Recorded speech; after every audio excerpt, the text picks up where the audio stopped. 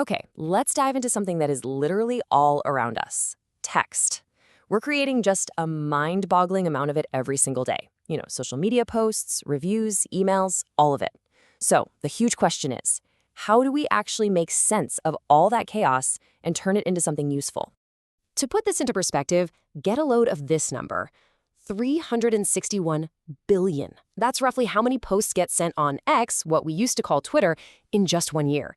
There's no way a human being could ever read all that. It's a massive, massive ocean of data.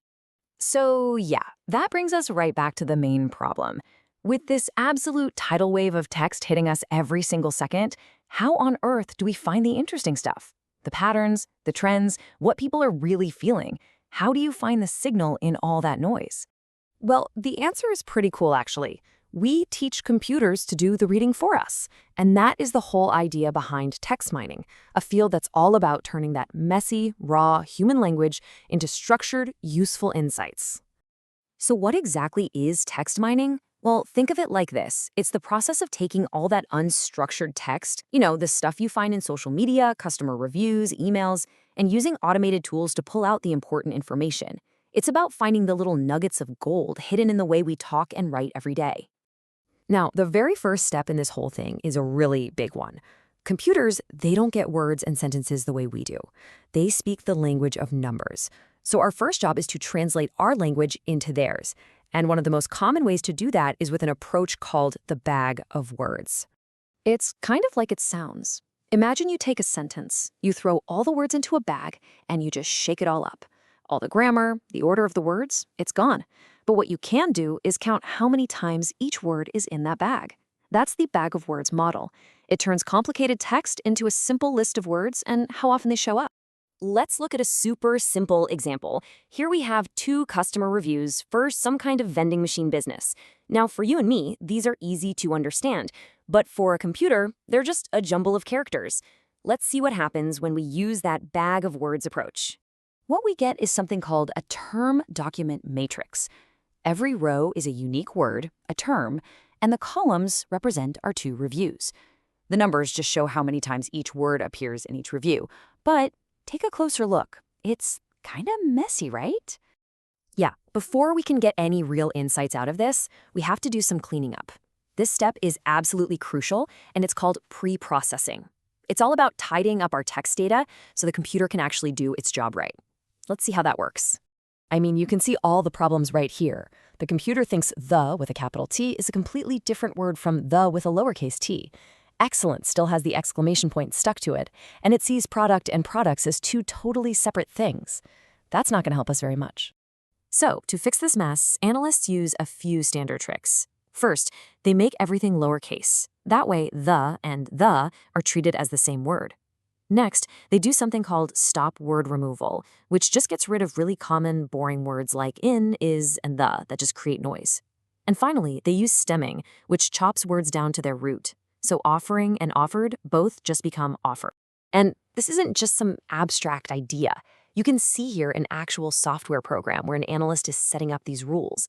They're literally just checking boxes for things like stop word removal and stemming, telling the machine exactly how to prep the text before the real analysis even starts. And what do we get after all that cleaning? This. Just look at how much cleaner and more powerful this matrix is. All that noise is gone, and the key ideas, appreciate, excel, machine, product, they're now crystal clear. We didn't lose any of the meaning, but we've gained a ton of clarity. All right, so now that our data is all nice and clean and structured, the really fun part begins: finding what actually matters. This is where we go from just counting words to making some real, valuable discoveries. A really popular place to start is with a word cloud. It's a simple visual tool where the bigger the word, the more often it pops up in the text. You can see at a glance what the most common terms are. Like here, words like pole, rain, and great really jump out at you. But that brings up a really, really important question. Just because a word is common, does that automatically make it important? Think about it. If you're analyzing 1,000 news articles about a company, that company's name is going to show up a lot. But does that really tell you anything new or insightful? Probably not.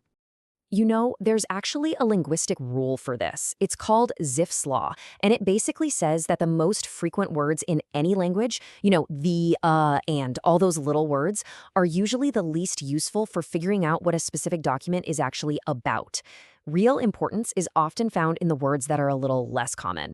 So, to find those truly important, meaningful words, we need a smarter way to measure them. And that's where TF-IDF comes in. It's a fantastic little score that figures out a word's real importance by balancing how often it appears in one document against how rare it is across all the documents. Let's break that down real quick.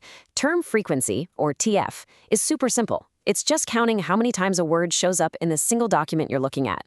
The magic part is the inverse document frequency, or IDF. Think of it as a rarity score. If a word appears in every single document, it's not rare at all, so it gets a low IDF score. But if it only appears in a few, it's pretty unique, and it gets a high IDF score. You just multiply those two scores together to get the final TF-IDF. This is a perfect example of how it works. Imagine you have a bunch of documents and they're all about woodchucks. Okay, so the word woodchuck will have a high term frequency. It shows up a lot. But because it's in every document, it's not rare at all. So its inverse document frequency is super low.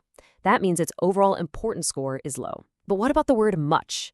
Maybe it only appears in one document that talks about how much wood a woodchuck could chuck. It's rare, so its high rarity score gives it a much higher overall importance. It's a better clue about what makes that specific document unique. So look, we've gone from this mess of human sentences to clean numbers and now to these really smart importance scores.